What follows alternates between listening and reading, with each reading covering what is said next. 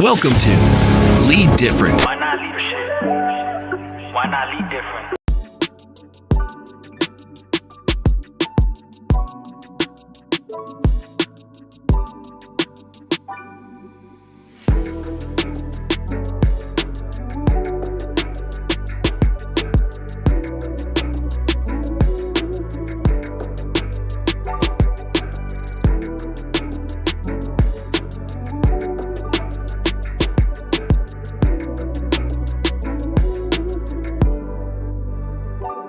Welcome to Lead Different, the podcast that redefines leadership and challenges the status quo. Hosted by Daniel Dominguez, founder and CEO of Why Not Leadership. This show is your compass to becoming a better leader through the power of self-awareness. Good leaders foster teams that are engaged, empowered, and energized. Join us on this transformative journey as we equip you with the tools and insights to lead different. Get ready to challenge the ordinary and embrace self-aware leadership. This is Lead Different. Subscribe now. Discover a new era of leadership. Lead different, because great leaders change the world. Hello, everyone, and welcome to the Lead Different podcast. I cannot wait to introduce you to our guest today, Cassidy Mann. She is the co-founder of Priest Pro, a Catholic AI platform that transforms homilies into shareable content. With expertise in video production, editing, and digital marketing, Cassidy helps amplify meaningful messages through creative media and strategic storytelling. She is passionate about bridging faith and innovation. Cassidy brings a strong background in creative media to her mission of amplifying voices within the church. With top skills in video production, editing, graphic design, and social media marketing, she has a proven track record of helping leaders and organizations expand their digital reach. Cassidy's expertise extends across content strategy, brand marketing, podcasting, and event promotion, making her a dynamic force in both creative storytelling and faith-driven digital innovation. She's my second digital innovator in the Catholic space that I've had an opportunity to bring to you guys, and I'm excited for you guys to meet Cassidy. So let's bring her on. Hello, Cassidy. How are you? Hi, Dan. Thank you so much for having me. Thank you for being on. You know, it's kind of cool to have people like you on. You're so young and you're doing something that's so out of the box and different. I knew I had to have you on the Lead Different podcast, because leading different is not just about leading teams differently. Sometimes you're a leader in your space. And I don't think a lot of people are doing exactly what you're doing. So I can't wait for you to explain to our audience what it is that you're doing and how you're helping parishes and priests get their message out to more people. So why don't you tell us a little bit about how you got into this business, Cassidy? Yeah, so Priest Pro is our second business. So my husband and I own a Catholic video production company called DM Productions, and that's where my background is. That's where his background is. Even before we met and started dating, we were both kind of in this space and both very entrepreneurial. So it kind of just naturally led into a business, and it wasn't Catholic. We're both cradle Catholic, but it was just anyone and everyone we would do work for. And so right when we started dating, we had felt the call to continue discerning engagement and marriage. And then we felt a very, very strong pull to do more meaningful content. And that's when we niched down to Christian and nonprofit space. And then there was an instance where we just jumped fully into the Catholic space. And that was a definite risk that we took, saying no to all of our other clientele to strictly go into this Catholic space where we didn't know if it would be successful. But we trusted God, and that was the best decision that we could have made for our business. And so right when we got married, I quit my job and went fully in with him on DM Productions. And then about 2 years later, we started Priest Pro. And I think that we'll go further into that. But yeah, Priest Pro is a Catholic AI employee that turns homilies into social media content automatically. We saw a major need for it from one of our priest friends that was doing social media evangelization. And he was saying what an impact it had on their parish, when beforehand, for context, we live in like the middle of nowhere, Amish country. And so like not a big city at all. And he was saying that their parish beforehand was doing like 1 to 2 families every couple months or so coming into their parish. And when they were doing this digital evangelization, what initially inspired it was his parishioners were saying, like, Father, your homilies are so amazing. I want to share them with my friends, my family. And so he just started recording them and putting them out on social media. And after this consistent content, nothing went viral. It was just every week he'd be posting these, and he saw dramatic increase in the numbers in their parish. And before 1 to 2 families every couple months to 1 to 2 families a week started joining their parish. And 40 plus people came in for the sacrament of initiation, when the year before they had like 7 people. And that was like a crazy number. But 40 in 1 year is life-changing for a parish. And so a light bulb kind of went off in my head, and I was like, oh my gosh, like more priests need to be doing this. But they don't have the time, like they don't have the energy, they don't have the resources, and we have the skill set for this. And we were like kind of researching this, and there was nobody else doing this. So we felt called to build Priest Pro, and that's how everything came to be. Wow. Really great recap. A couple of things you said there I want to make sure we follow up on. You mentioned digital evangelization. That's got to be a new word. That's got to be a 2024, 2025 word. But it's true. I work at a parish. I work with a priest who is really good about uploading his homilies into YouTube. And of course, I've already introduced you to him because I think he's already doing some of the work. Let's really digitize that. Tell me for those that don't know, what is digital evangelization? How do you deem it? And how does Priest Pro help parishes get into the Digital Evangelization Act? Yeah, for sure. So I would describe digital evangelization as evangelizing online. So you go out and you tell people about Jesus and spreading the word of your faith, but instead of doing that person to person, you're just spreading it where the people are today, which is online on social media. And so that's how I would describe digital evangelization on a very baseline level. And how Priest Pro does that very simply is, since COVID, a lot of parishes were live streaming their masses. And so they had this digital footprint of these masses that they would put out and put in an archive on YouTube or their website or wherever they uploaded these. And then they would just live there, and nothing else was happening with them. And so what we do is we take the live stream that they're doing every single week, because a vast majority of parishes are still live streaming their masses. And even if not, they have the equipment to just press a button and start this over again. Or they could even just put their phone up by the ambo and press record on their homily and upload that. So it's very, very entry level, where you don't need a ton of skill to make like super high production value. You're already doing all of the research, all of the work to make these amazing homilies every single week for however long you're a priest, but you're not utilizing it to its fullest potential using social media.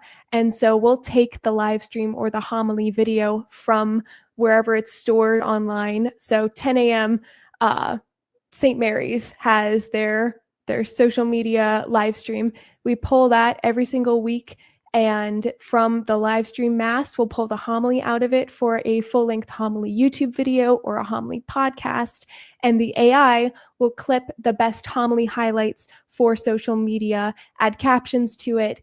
And then once those videos are edited, the priest or whoever's running the account will get a notification saying, hey, your videos are uploaded and ready to go. They just need to approve them. And once they're approved, they'll be scheduled and posted for them automatically. So everything is completely hands-off. It doesn't add any work to their plate. And they could focus on being a priest and doing what they do best, and not taking time and being distracted with all of the technical things that you need to learn with social media.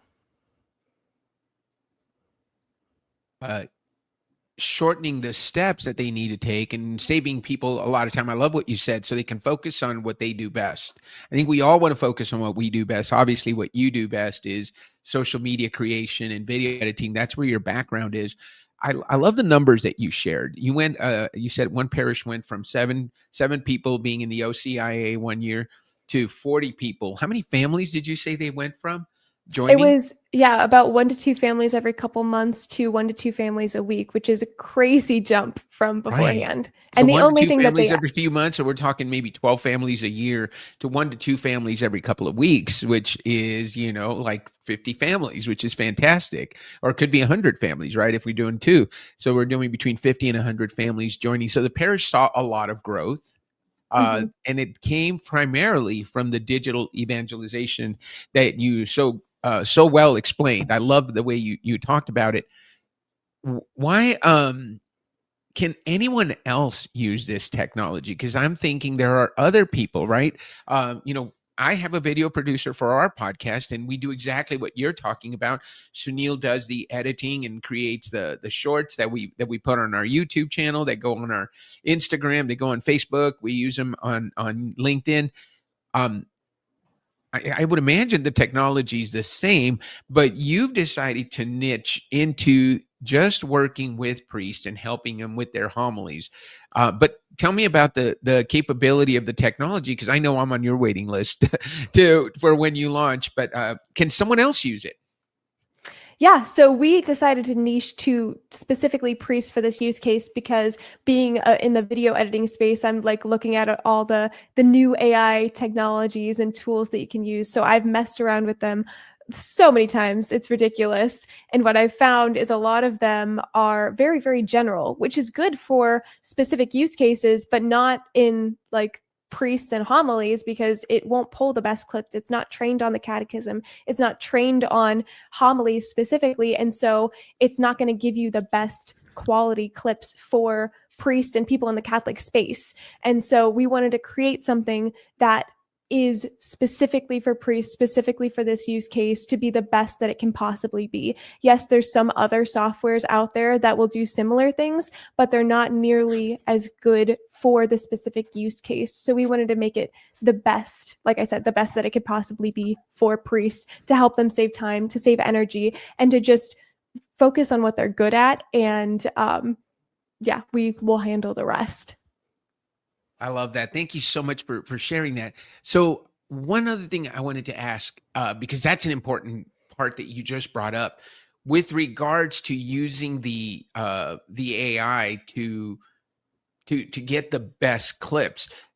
That's always a question, because there are there's some of the podcasting software like StreamYard that does create clips automatically, but they're not always the best clips.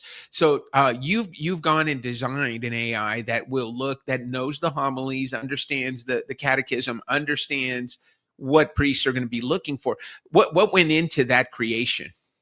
Yeah, so Dom, my husband, is the creator of it, and we're still building it as of right now. So everything that we're doing when we started Priest Pro was manual. Like, I know all the steps you need from a video editing background to do this manually. But then since AI just completely exploded this year, we took a step back and we were like, hold on, like, how can we implement AI into the business to make it more streamlined, and to make a better product overall for our customers and also for us. And so that's when we decided to take a pause and start building this AI. So it's still in the process of being created, and he is the more technical person. So that would definitely be a question for him. But yeah, I'm sorry, I don't know much about how to build it. That's okay. So it's okay. We don't know how you built it. I think you answered the question, is the inputs that were in there is the inputs that you would have done, right? What you were looking for when you were searching for what clips would be the best to go viral.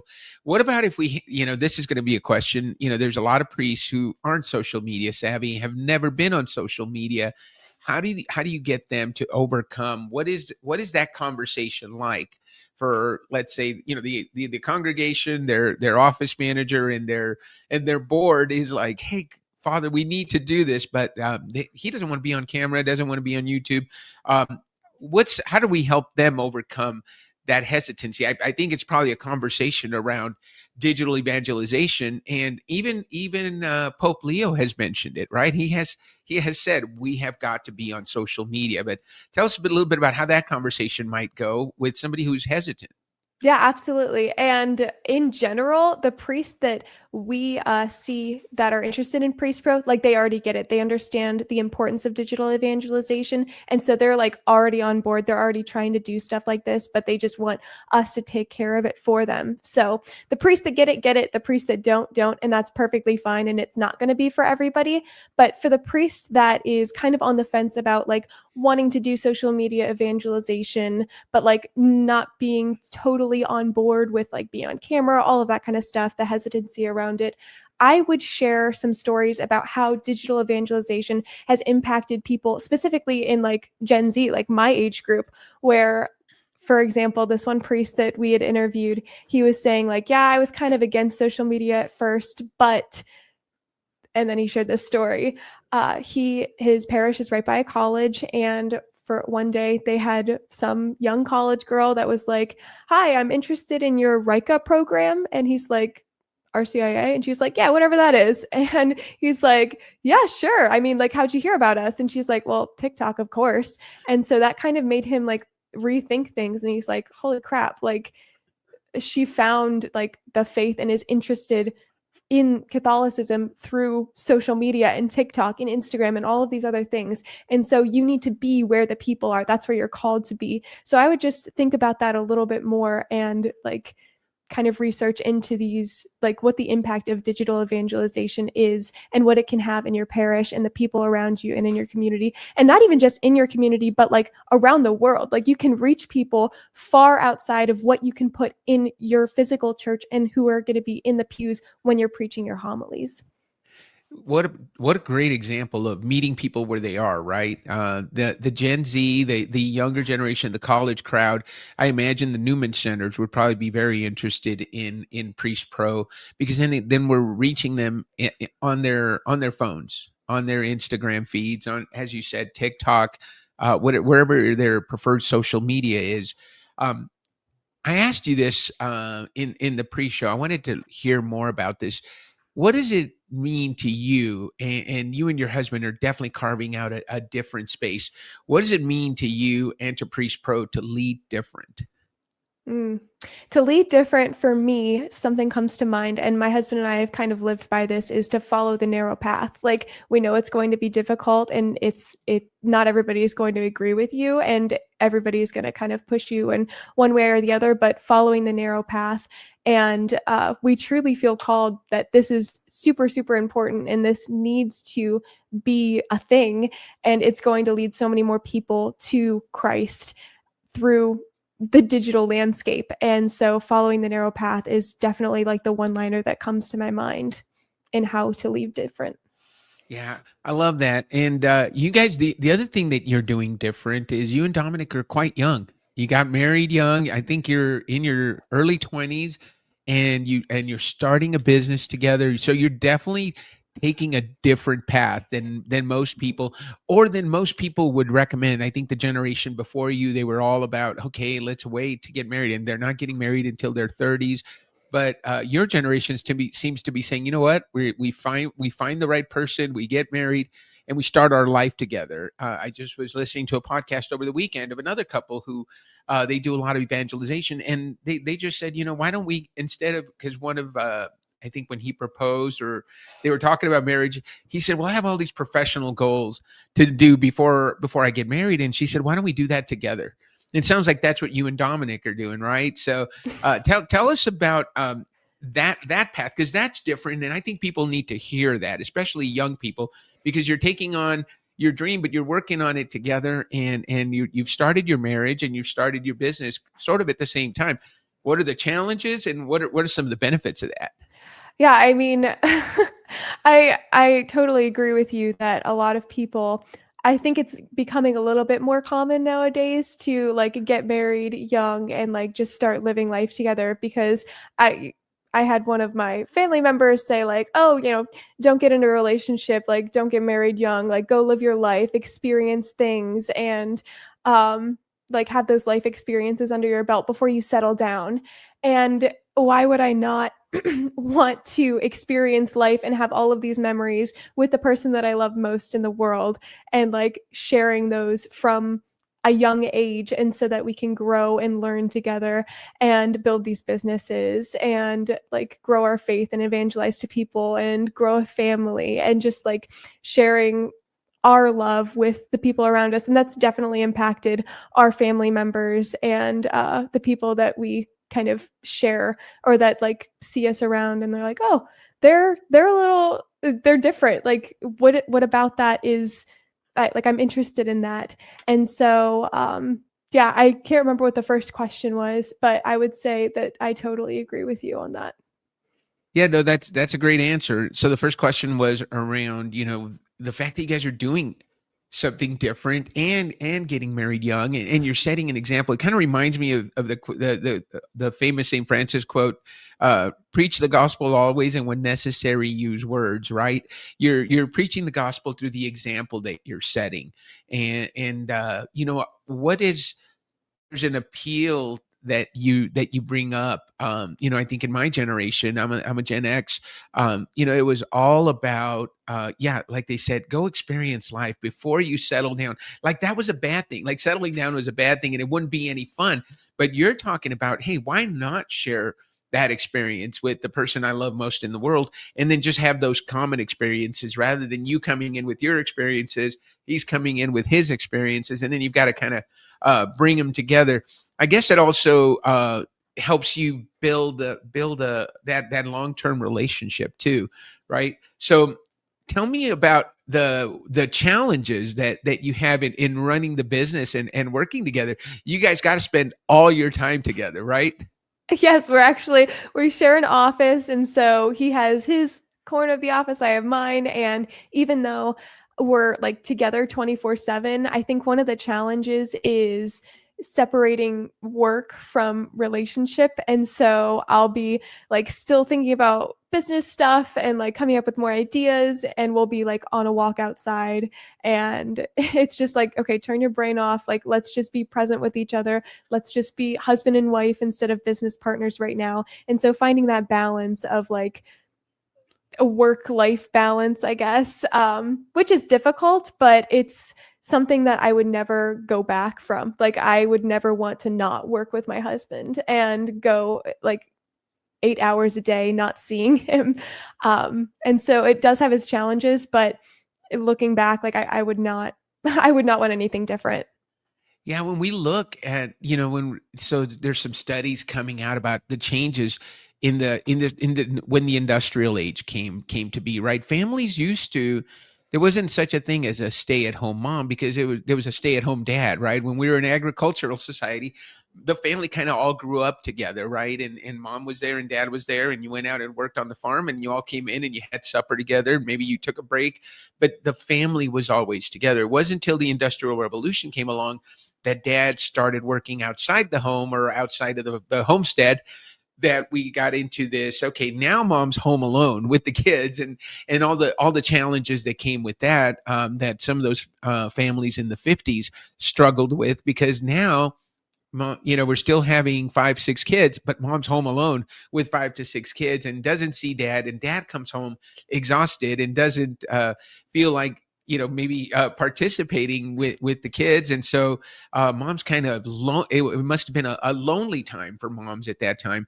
And then that led to daycare and all those things that we have found are not good for kids. So how will you guys deal with that challenge when family comes along, Cassidy? Have you guys talked about it?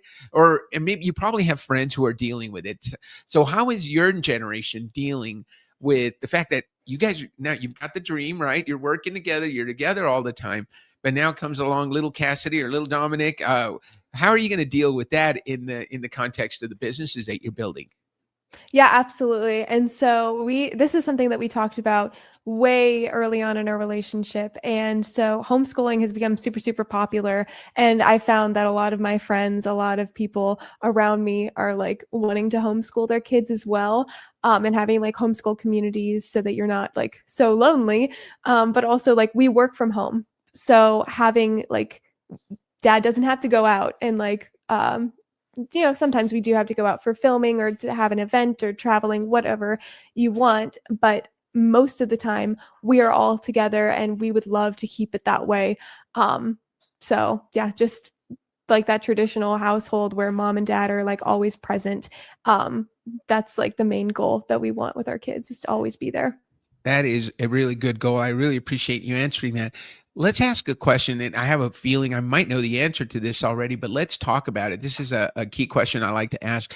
Tell me about a why not moment for you, Cassidy, for you, maybe for your business, where you said why not to something. So it's basically the saying yes to something that might have been difficult at the time. You said, man, that's scary, but you said, why not? Let's go for it. And you're so glad you did. Let's talk about that moment for you.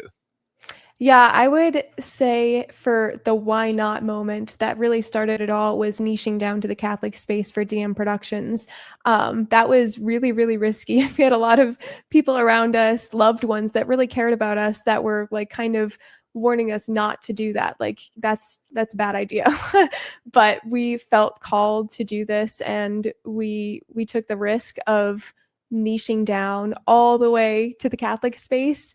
And that was the best decision that we could have made. So just following God's voice and where we feel led, or where he's leading us in our life, and just like continuing on that path. So that's fantastic. So you did that fearlessly, and how has it worked out? You've been doing it now. When was that decision made, Cassidy? Literally right after we got married. Like I quit my job and we niched down. So we've been married a little over 2 years now. Okay, so a little over 2 years ago, you made the decision, and I know there's a waiting list right now for Priest Pro. Tell us a little bit about that waiting list. How you got? I know you're still working on the AI, so I think the launch is set for December. You've got people I know that are can't wait for that day to come and to get started using it. How are you working with the people that are on that waiting list right now? How are you curating it? And how are you making sure that you guys are, while you're waiting for that to come? I know you guys are doing some video production through DM Productions. How are you making ends meet until you launch Priest Pro and get that worldwide avalanche of people signing up? Yeah, so absolutely. So our timeline and how we want to execute Priest Pro, like I said, we want to make it the best possible solution for digital evangelization for priests. And so we really want the feedback of the people that this is built for. And so we have that expected launch in December. But before then, we have beta testers that we are working closely with that are giving us feedback on how to make this the best it can possibly be. So we have about 10-ish priests that are going to be working with us, giving their feedback on how to make it the best possible solution for digital evangelization. And so that is kind of the timeline and like what we're doing for Priest Pro. And as far as like making ends meet now, we are still doing DM Productions. We're just not actively marketing. So when projects come in and they seem really interesting, we'll take them on, but we're being very selective about those. And we're very fortunate to be able to work with tons of organizations that like are just dream clients for us. And so we're very, very fortunate for that. But yeah, that's kind of how everything's working right now. I love that. Well, tell us this. So we want our listeners to, if they are your dream clients, to call you, but if they know your dream clients.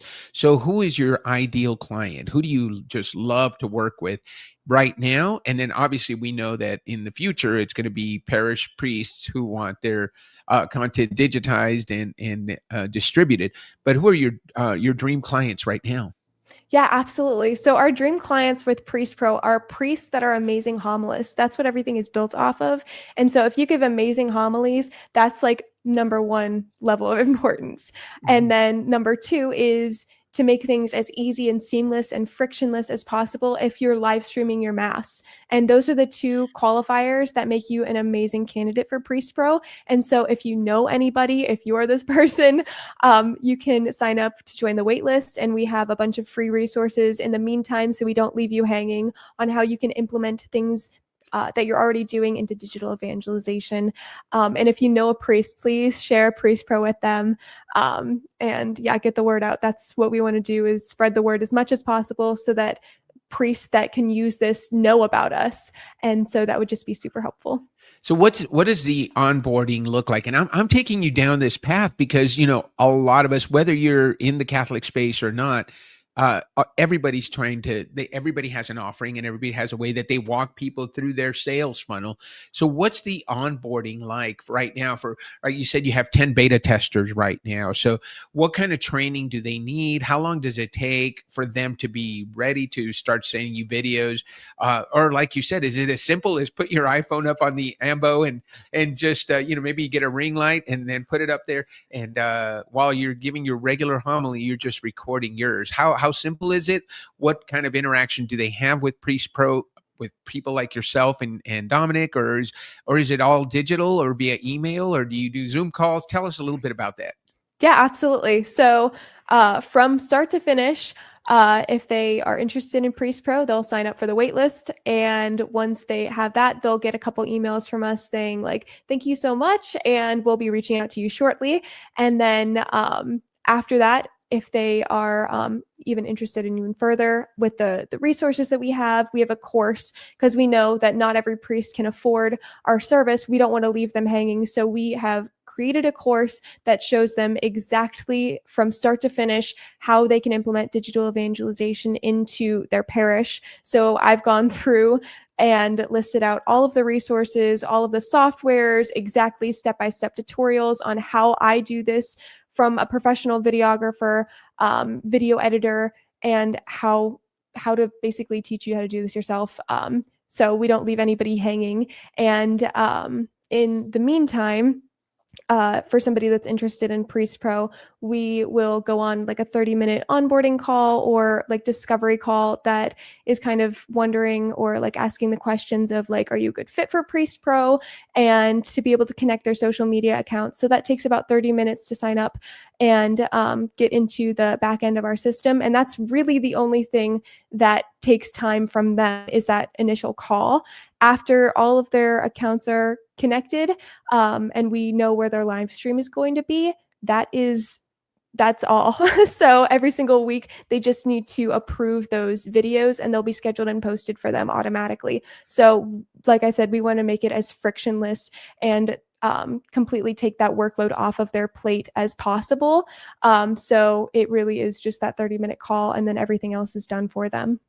So what I'm hearing is there is nothing once they've gone through the onboarding and you have access to that live video feed that they either send to you or you have access to it every time it gets done. They have nothing else to do. Their social media posts are scheduled and posted by the Priest Pro software that they'll be using. Yes, absolutely. So is there an approval process? Do they approve what gets published? Or I think you mentioned there is an approval process, right? Yeah. So after those videos are done for them of the week, so it'll pull the video, make the homily highlights, add the captions. And then once those videos are done, they will get a notification saying, hey, your videos are ready. And they just need to say yes or no.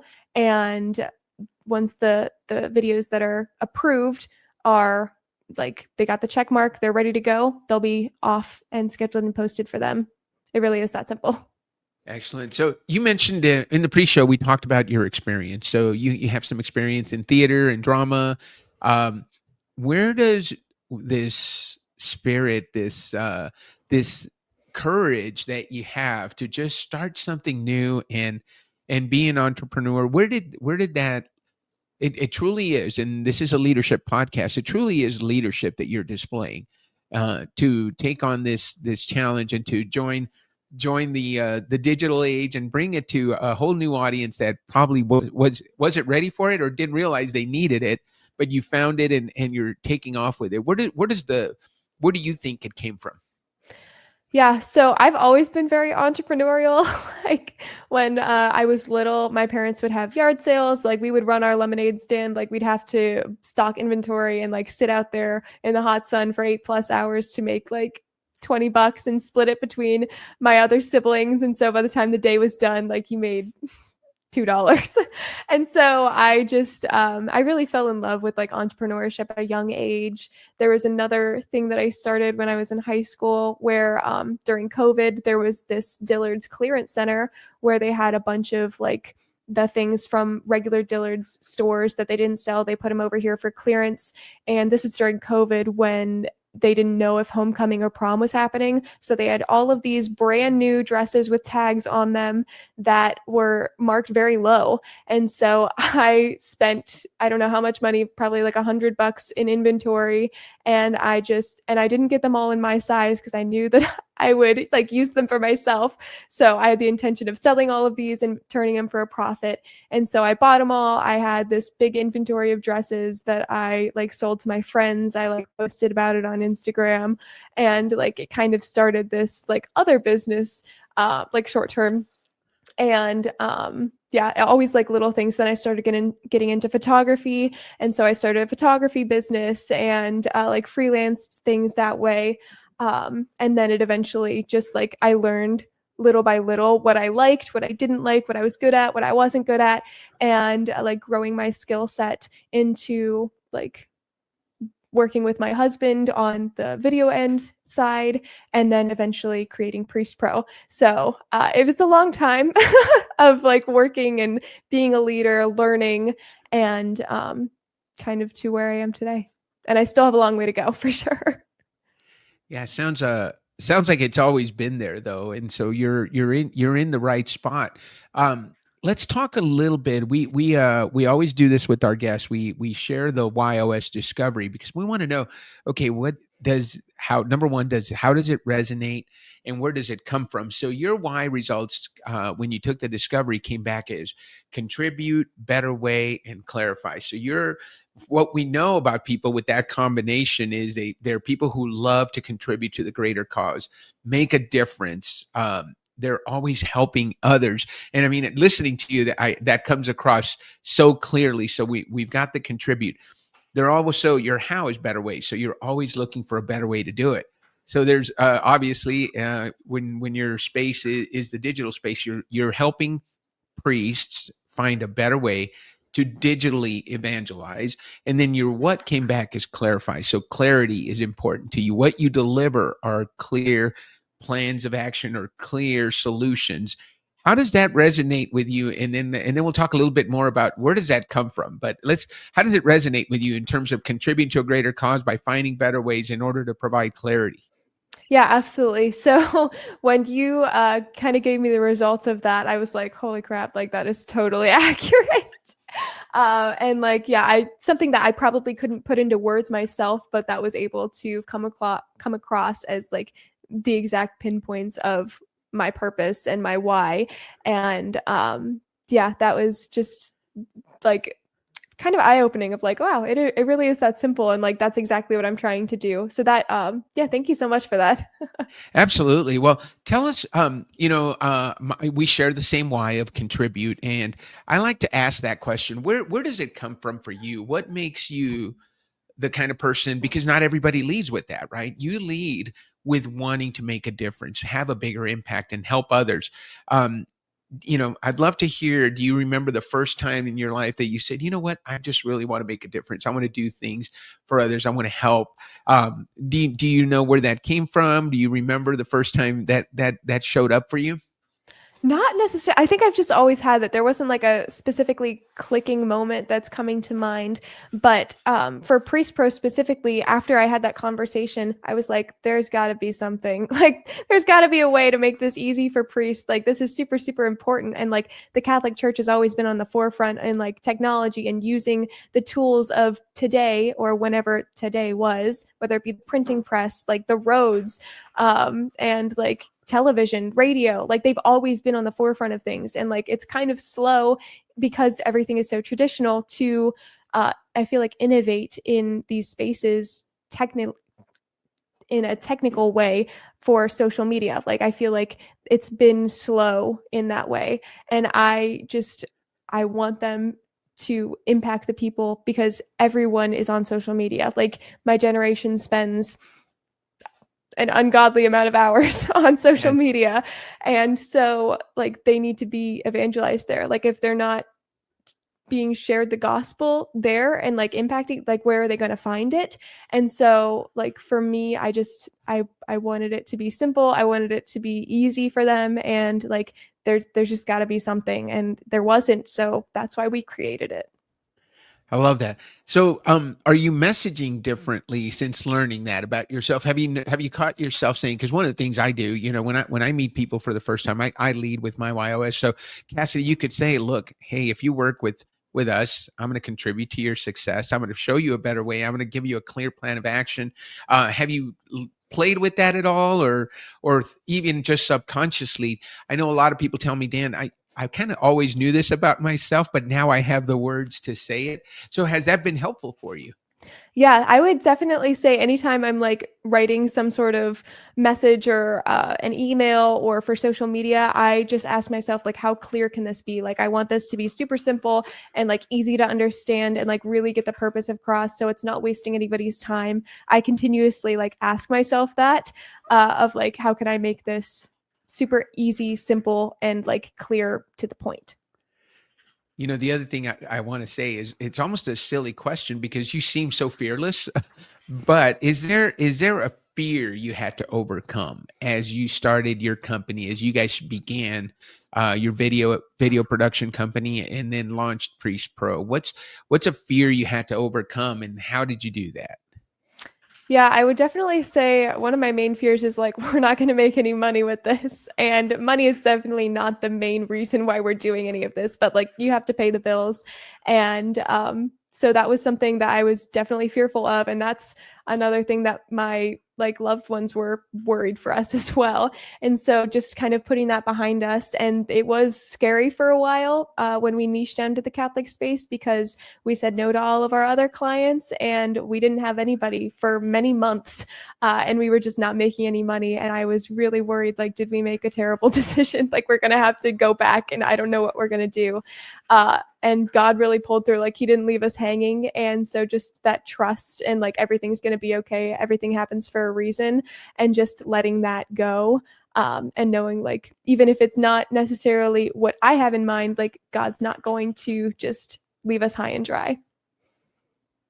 Oh, I like that a lot. What would you say? How would you describe the leader or the person you are becoming through this venture?